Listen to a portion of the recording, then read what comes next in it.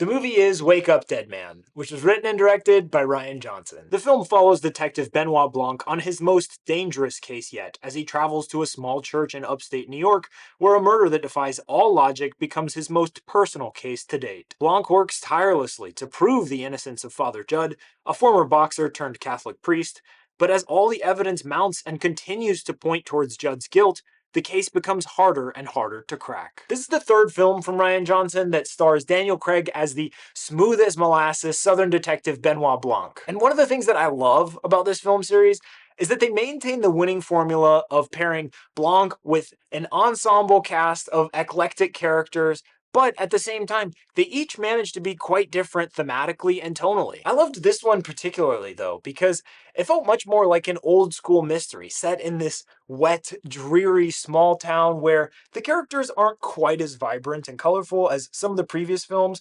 harkening back to the classic novels that are referenced within this movie, like The Hollow Man and The Murders in the Rue Morgue. But one of the things that I hate about this film series is the fact that they're called Knives Out Mysteries, which doesn't make any sense. Like, I imagine if they did this with other movies, how stupid it would sound.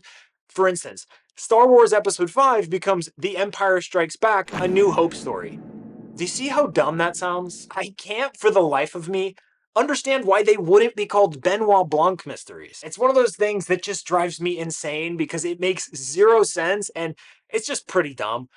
But anyway, I'm moving on. Just had to get that out of my system. This Knives Out mystery actually pulls back quite a bit on Benoit Blanc's screen time and spends much more time focusing on the assumed guilty party, Father Judd, which I kind of have mixed feelings about. But I think it worked well, mostly because Josh O'Connor is superb as Father Judd. The character of Father Judd has tremendous depth, and O'Connor masterfully showcases his range with a performance that is largely nuanced, which made it all the more impressive. I seriously loved this character.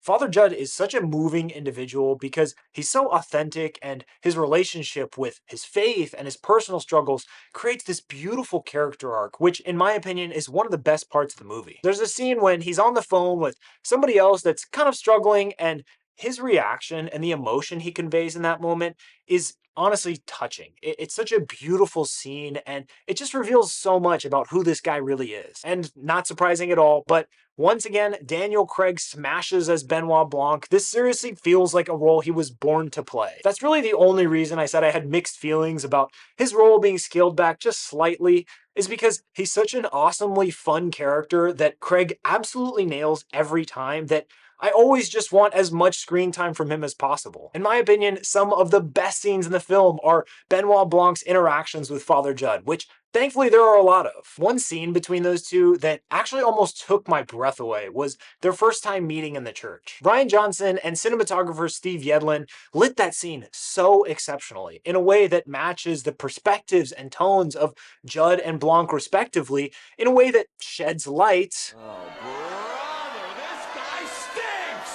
on the positives and negatives of faith and religion throughout mankind. It looks stunning, and it's an extremely effective way to provide surprisingly honest and balanced commentary about one of the central topics of the film in a way that I just truly appreciated. The movie looked amazing visually all around, and I do think it is on par with the original in that regard. The central mystery is very fun and exciting as per usual, with a ton of Easter eggs and surprises that will likely keep you guessing until the final reveal. There were some really spectacular performances from the ensemble cast, but my personal favorites came from Josh Brolin, Glenn Close, and Daryl McCormack. But I will also say the ensemble cast wasn't quite as central in this film. It felt like some of them weren't fully fleshed out, and a number of them kind of felt underutilized. When I watched it, I thought that the pacing was maybe a little bit too slow at times, but this movie also unfolds very differently than the previous two, so it could just be that I was caught off guard by that. I thought it was really funny, with a lot of clever writing and biting commentary about religion and even just what faith means in general, but also a lot of kind of just absurd, silly bits that aren't that deep, but that are equally hilarious. This is another outstanding film in the Benoit Blanc series that is an absolute must-watch in my opinion, because of the incredible acting performances from both of the leads, the sensational visuals and lighting that is truly awe-inspiring, and the really powerful, honest conversation the film has about the human experience with religion and the concept of faith as a whole. If this is still showing in a theater near you, I 100% recommend watching it there instead of at home on Netflix. But if it's unavailable near you, it'll be streaming on Netflix December 12th. So go watch Wake Up, Dead Man. If you enjoyed this video, please subscribe to my channel, please like the video, and add a comment letting me know what you thought of this movie or what movie you think I should review next. I put out a movie review each week, so subscribe to stay tuned. Thanks, y'all.